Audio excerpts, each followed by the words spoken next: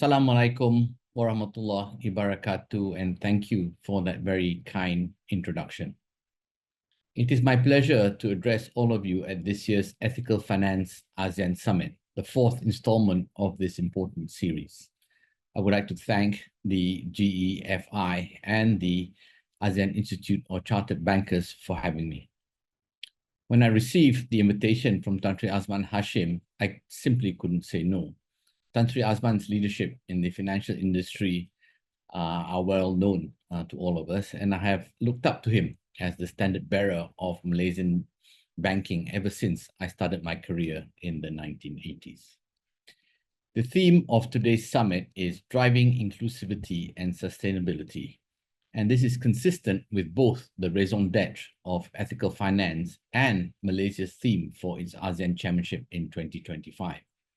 ASEAN, home to over 700 million, mainly young and ambitious people, has huge potential to grow faster by optimizing investments, encouraging innovation and entrepreneurship, and further integrating the 10 national economies. Yet we must do so while also confronting pressing challenges such as poverty, income inequality, and environmental degradation.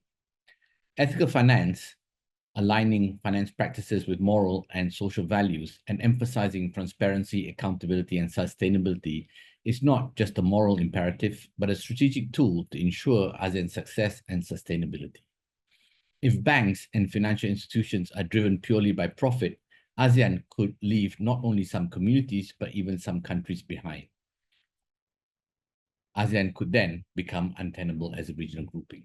Similarly, failure to prioritize renewable energy, sustainable agriculture, and climate-resilient infrastructure would jeopardize the future livability of the region as a whole.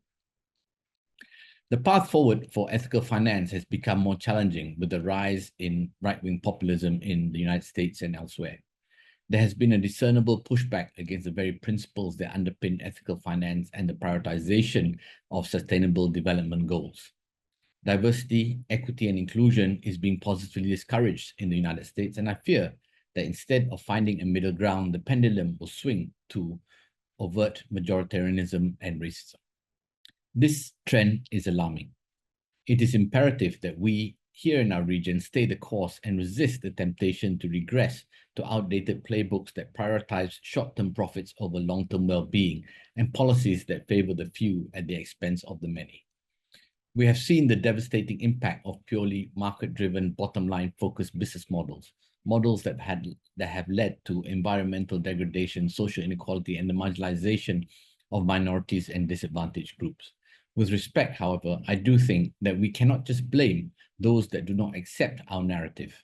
We must also look at our own efforts and understand why not enough people agree with our narrative and why so many voters in many countries support politicians who don't recognize the existential threat of climate change or the importance of sustainability and inclusion.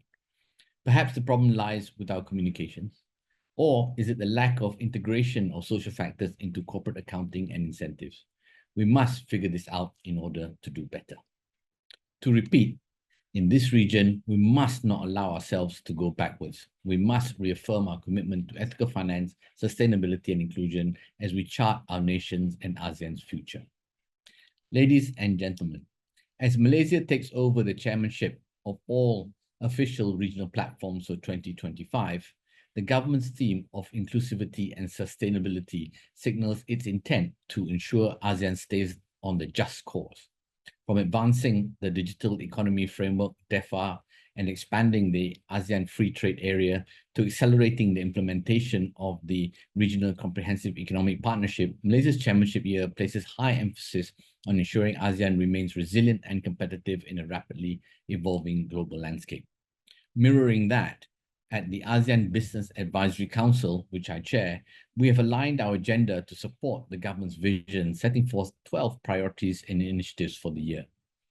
Among these is the ASEAN Carbon Market Initiative, focusing on sustainability and climate change.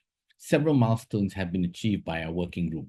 In August last year, we launched the Malaysian Carbon Market Association, intended to serve as the Malaysian platform to collaborate with regional peers for the development of more carbon projects, capacity building, mutual recognition of carbon credit methodologies by ASEAN countries, and sharing of best practices.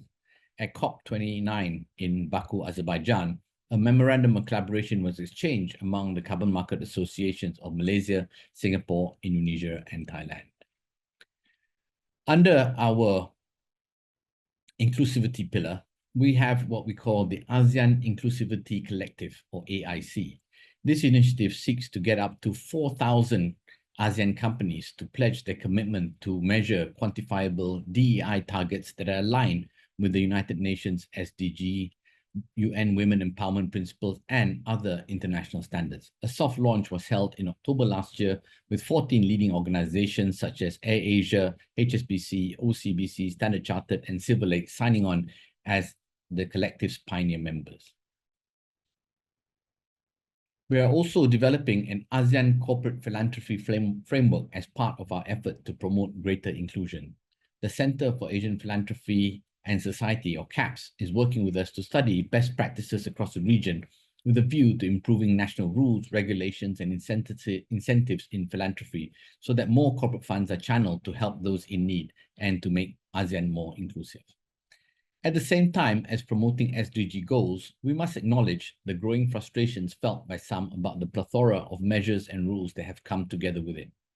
They have been overwhelming and demanding for companies, especially the smaller ones. Therefore, one of our priorities is the simplification of sustainability reporting to make it more accessible and less burdensome without compromising on its integrity.